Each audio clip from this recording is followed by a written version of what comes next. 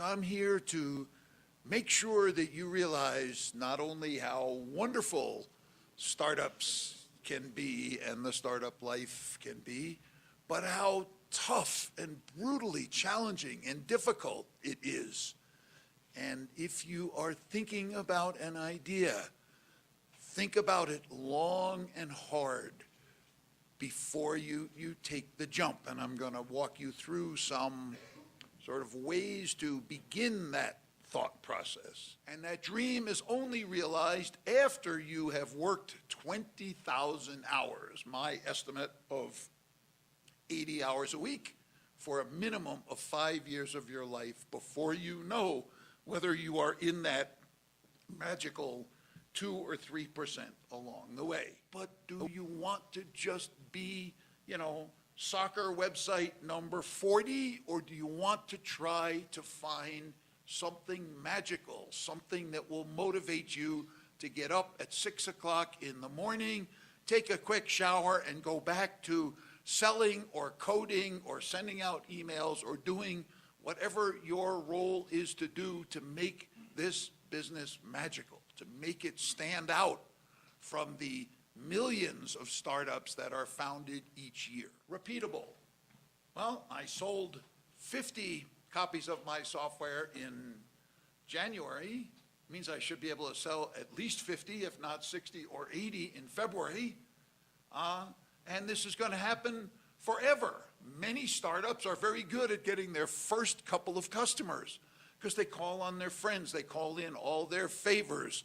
They are so desperate they make sort of deals that aren't really good for the company, but it gives them another customer and another customer experience. But getting to that repeatability, that's what builds a great business, where it starts to happen like clockwork, where you built a sales methodology, you understand who your customer is, and some other things we'll talk about in just a minute. If you get to repeatability, then scalability. Well, if it works in Mexico, what about Guadalajara? What about, lots of other states, right? There's 32 states here. Being successful in Mexico is just a start. How do I scale beyond Mexico to all of Latin America? I should be able to get to a repeatable, scalable formula that sooner or later will get me to the letter P, profitable, right? That doesn't happen quickly. It often demands that you take in investor capital to bridge that gap when you're struggling to grow and add salespeople and spend money on marketing before you have enough volume to sort of fund. A startup is just like an established business, except it's smaller. So you manage it the same way, you operate it the same way. And the way you do that is, step one is you write a plan. And typically in the startup world, that plan or business plan is 40 or 50 pages. It can take the startup months and months to write, at a great distraction from doing the important things like figuring out what their business is. Because at Harvard, they missed one important point, and that is established companies and startups are totally different. An established company has history, has customers, has products, has competitors, and has experience with each of those.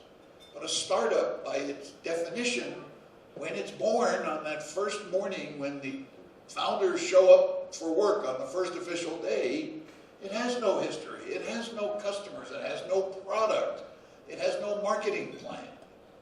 And so startups begin life in search mode, searching for the components that, when glued together and tested and refined, create a repeatable, scalable business model. And a startup is not like an established company, and you manage it and you gauge its success in an entirely different way. You can't gauge its success on revenue for quite some time, because a startup's that building anything serious isn't going to have any revenue for a good time.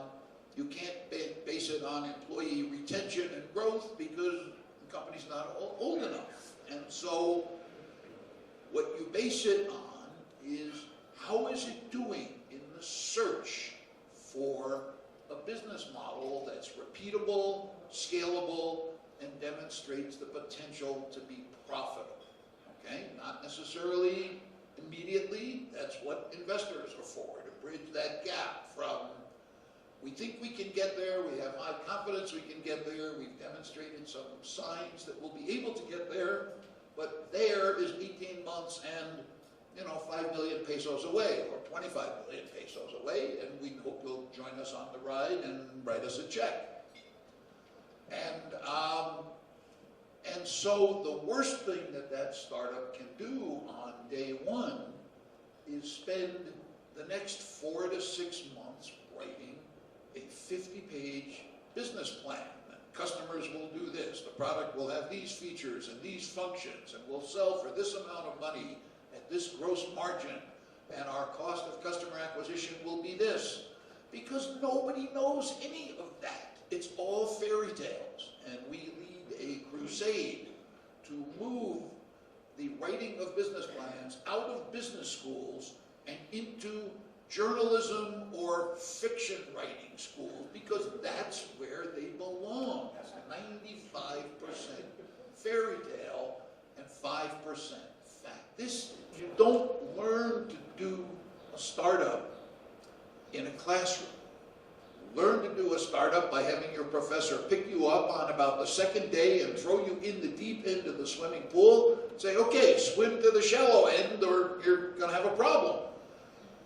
Just as with startups, you have to, it's experiential learning. The customer is the ultimate and really sole judge of whether you have a successful business or not. And this was one of Steve's key sort of foundation principles back in year 2000 when he first went to work on this methodology.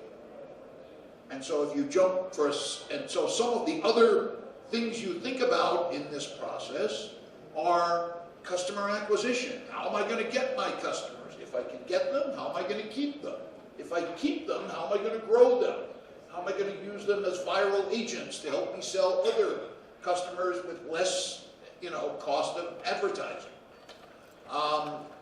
What's my distribution channel? What resources do I need? What's my cost structure look like? What's my revenue model look like?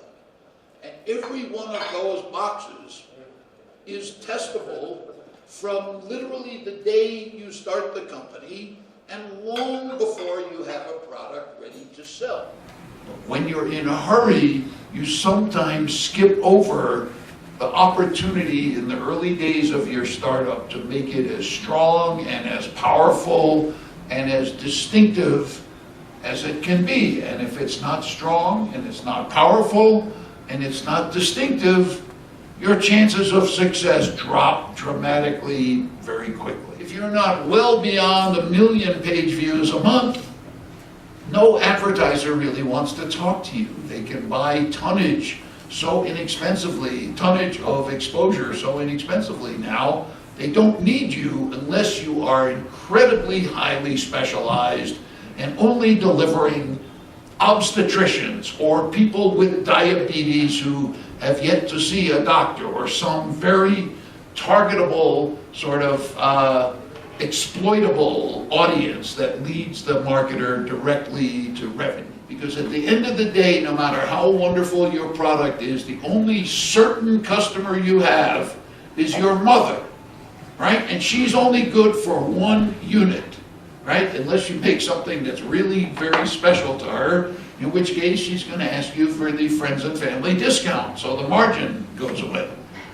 So the first few months of any startup's life, you're in a search for the right combination of features, functions, price, marketing, distribution channels, distribution partners.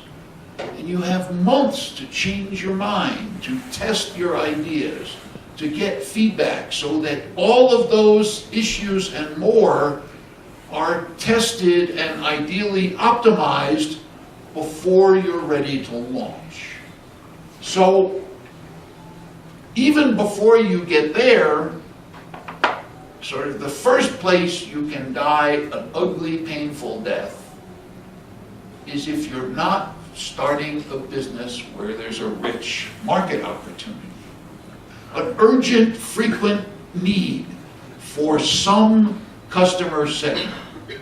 And if you don't find it, which most entrepreneurs typically fail to do, if you don't find it, stop everything and keep digging. Talk to more people. Redefine the problem you're solving. Rethink what's in your product and how it solves that problem. Because if you are launching almost anything into a soft or uninterested or small or non-existent market, you have already defined your chances of success at somewhere between 0 and 0.01. And so why would you now go and spend 3 to 5 years of your life working nights and weekends trying to build this thing that nobody has told you they want?